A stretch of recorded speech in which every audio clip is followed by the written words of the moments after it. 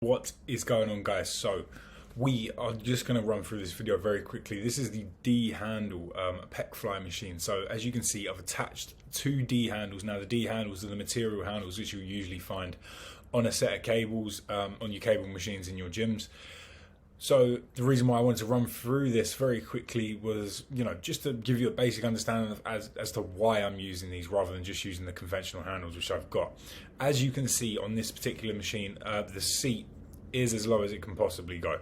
Now, that being said, the handles in which I have attached are now in line with the actual top of the handles. And as you'll see when it gets to the top of the fly movement, so we start off, I have these horizontal handles just here, which are going to get in the way of my hand position. I can't bring my hands up that high, they have to go slightly underneath. And what that's going to do is if my hands are below my shoulders, even when the seat's at the lowest part, it can go, then I'm only going to get the center of my chest. And due to this hand position, I'm now getting the upper part of my chest, so the upper middle part of my chest is now feeling a lot more fired up, purely because of the angle in which I'm sitting at and the angle in which I've been able to create via using the handle. So I just bring my hands up a tiny bit higher so I can target that upper chest. My hands are still in line with the chest, they're not in line with the front delts. Because of that seat position, I don't want to feel it too much in the front delts. I still want my chest to be my primary working muscle, obviously, because this is a chest isolation exercise.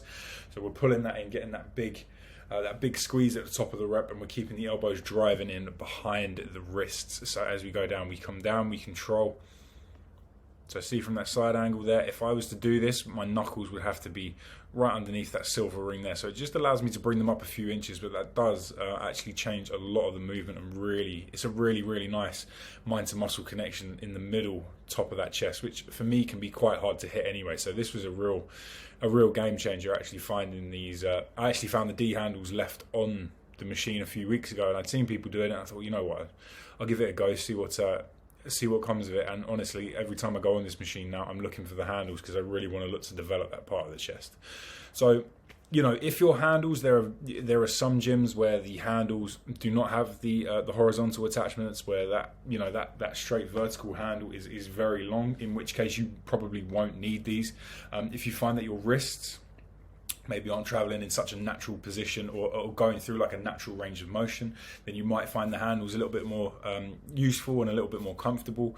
Give them a go, try them out. Yeah, this was just a really nice exercise, and I wanted to share it with you guys rather than just putting D handle, into your plans and then you thinking, well, why D handles? So I wanted to talk you through it a little bit more and make sure that it's actually useful to you rather than you just putting D handles on the machine for the sake of it, because the first thing you got to do is go find them, and in any gym that can be quite difficult. So yes, I hope this video was helpful.